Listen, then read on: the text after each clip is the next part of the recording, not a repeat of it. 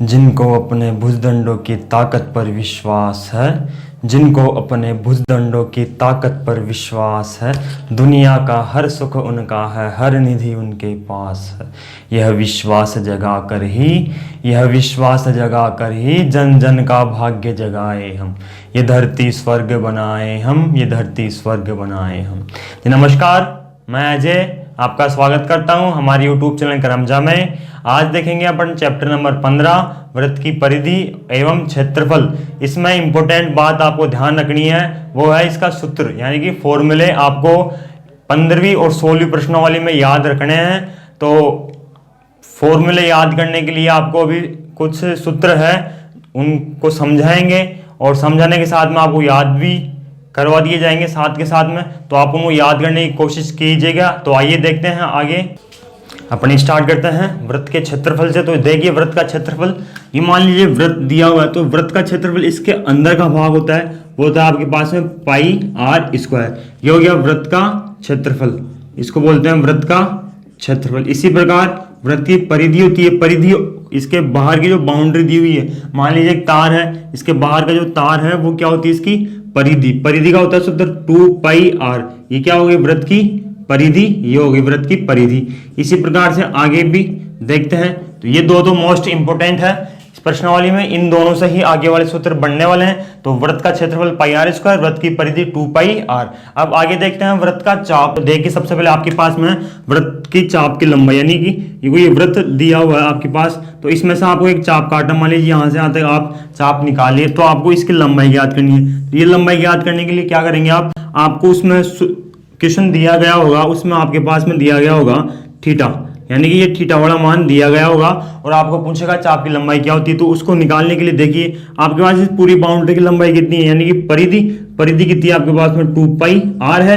तो इस परिधि में से आपको इतनी सी लंबाई चाहिए, तो इतनी सी लंबाई चाहिए, तो इसके लिए थीटा कितना है आपके पास में, थीटा दिया हुआ है। और टोटल थीटा कितना है, ये पूरा होता है आपके पास में 360। तो आपको 360 में से मात्र थीटा वाले भाग की आपको लंबाई चाहिए, तो थीटा बटे 360, यानी 360 में से आपको थीटा वाले भाग की लंबाई चाहिए। ये हो गया आपकी चाप की लंबाई। या इसके अलावा भी आप इसको आगे सोल्व कर सकते हैं। वो कैसे करेंगे, जैसे 2 से 360 को काट देंगे तो यहाँ बचेंगे आपके 180, तो ऊपर आएगा आपके पास पाई आर थीटा बटा 180। ये भी क्या है, आपकी चाप की लंबाई है। आगे देखते हैं, अब ये चाप की लंबाई हो गई।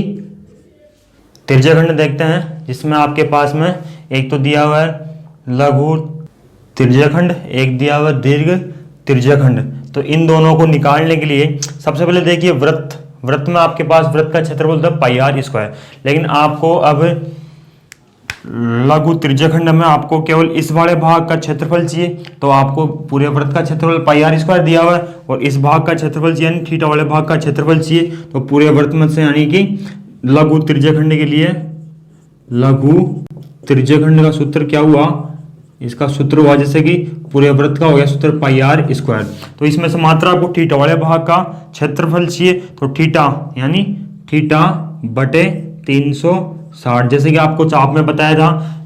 और वैसा ही अब क्षेत्रफल में भी होगा कि आपको थीटा वाले भाग का क्षेत्रफल चाहिए, क्योंकि आपके पास टोटल थीटा होता है 360, उसमें से मात्र आपको थीटा वाले भाग का क्षेत्रफल चाहिए। तो यहाँ पे आप कर सकते हैं पाई आर स्क्वायर थीटा बटे 360।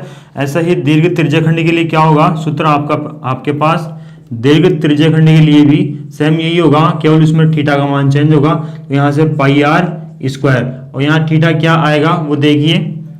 अब जो थीटा बाकी का बच गया, आपको पता है टोटल थीटा होता है आपके पास में 360, यानी पूरा थीटा आपके पास में 360 होता है। और ऊपर वाला जो थीटा बच गया उसको 360 में यदि अपन थीटा को माइनस कर देंगे तो ऊपर वाला थीटा आ जाएगा, यानी 360 माइनस थीटा, ऊपर वाला थीटा आ गया। तो यहाँ पे अपन मान रख सकते हैं 360 माइनस थीटा, ये बटा में क्या है आपके पास 360।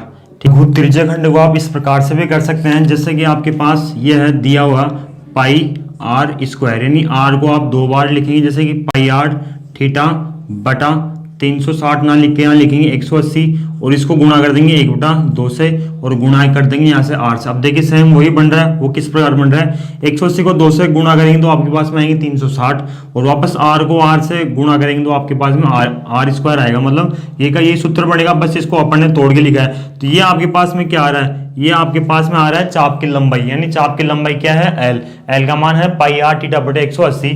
तो इसके जगह आप क्या लिख सकते हैं, l का मान जैसे कि 1/2 इंटू l गुणा r, इस प्रकार से भी आप इसको कर सकते हैं। आगे देखते हैं आप, यदि आपके पास में चाप की लंबाई दी गई हो यानी l का मान दिया गया हो तो 1/2 इंटू l इंटू r, ये सूत्र आपको यूज में लेना है। आगे देखते हैं आप, लघु वृत्तखंड और दीर्घ वृत्तखंड, इन दोनों में देखते हैं किस प्रकार से इनका क्षेत्रफल आएगा। यानी कि आपको इस वाले भाग का क्षेत्रफल ज्ञात करना है और इस बड़े वाले भाग का आपको क्षेत्रफल ज्ञात करना है। तो देखिए सबसे पहले दीर्घ वृत्तखंड का क्षेत्रफल कैसे ज्ञात करेंगे, तो दीर्घ वृत्तखंड का क्षेत्रफल ज्ञात करने के लिए आपको वृत्त के क्षेत्रफल में से, वृत्त का क्षेत्रफल में से आपको किसका माइनस करना पड़ेगा। जैसे कि आपके पास में दीर्घ वृत्तखंड का क्षेत्रफल यहाँ तक ही है तो यहाँ ये पूरा वृत्त का हो गया, तो इसमें से आपको लघु वृत्तखंड का क्षेत्रफल माइनस करना पड़ेगा, जिससे कि आपके पास में दीर्घ वृत्तखंड का क्षेत्रफल आ जाएगा। तो वृत्त का क्षेत्रफल माइनस लघु वृत्तखंड का क्षेत्रफल, लघु वृत्तखंड का क्षेत्रफल, इस प्रकार से आपका ये क्षेत्रफल दीर्घ वृत्तखंड का आ जाएगा। अब देखते हैं लघु वृत्तखंड का क्षेत्रफल ज्ञात करना है। अब आपको लघु वृत्तखंड का क्षेत्रफल ज्ञात करने के लिए आपको सबसे पहले त्रिज्याखंड का क्षेत्रफल ज्ञात करना पड़ेगा, क्योंकि त्रिज्याखंड के क्षेत्रफल में से अपन त्रिभुज का क्षेत्रफल माइनस कर देंगे। यानी कि ये त्रिज्याखंड का क्षेत्रफल हो गया, यहाँ से यहाँ तक का पूरा क्या हो गया, त्रिज्याखंड का क्षेत्रफल हो गया। इसमें से आप त्रिभुज का क्षेत्रफल माइनस कर देंगे, यानी कि ये त्रिभुज का क्षेत्रफल माइनस कर देंगे तो आपके पास में नीचे वाला क्षेत्रफल यानी कि लघु वृत्तखंड का क्षेत्रफल आ जाएगा। बड़े वाले में से आपको त्रिभुज का क्षेत्रफल माइनस करना है, तो यहाँ से लिखिए कि लघु त्रिज्याखंड यानी कि लघु त्रिज्याखंड का क्षेत्रफल में से किसको माइनस करना पड़ेगा, त्रिभुज के क्षेत्रफल को, त्रिभुज का क्षेत्रफल।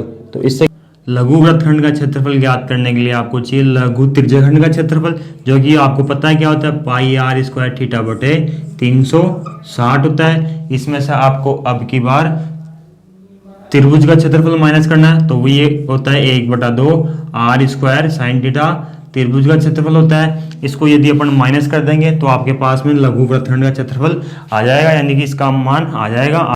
स्क्रीन पर जो आपके सूत्र दिए गए हैं आप उनको नोट कर सकते हैं या स्क्रीनशॉट ले सकते हैं, क्योंकि इन सूत्रों को याद करना अनिवार्य है। यदि आप 15वीं प्रश्नवाली सोल्व कर रहे हैं तो सबसे मेन इंपॉर्टेंट बात, आप इन जो सूत्र दिए गए हैं इनको याद कर लीजिए, तब आप प्रश्नावली 15 को आसानी से कर सकते हैं। तो आइए आगे देखते हैं। अब आगे देखते हैं आपके बोर्ड में आने वाले महत्वपूर्ण क्वेश्चन। आपके 2 नंबर का और 2 नंबर का, यानी कि टोटल 4 नंबर के क्वेश्चन आएंगे 2। तो उसमें 15.1 में से देखिए क्वेश्चन नंबर 2, 6, 7 और 8 ये महत्वपूर्ण है, तो आप इनको अच्छी तरह सोल्व करना, याद करना, निकालना। अब देखते हैं 15.2 में क्वेश्चन नंबर 4, 5, 8 और 9। फिर एक्सरसाइज नंबर 15.3 में क्वेश्चन नंबर 7, 8 और 9।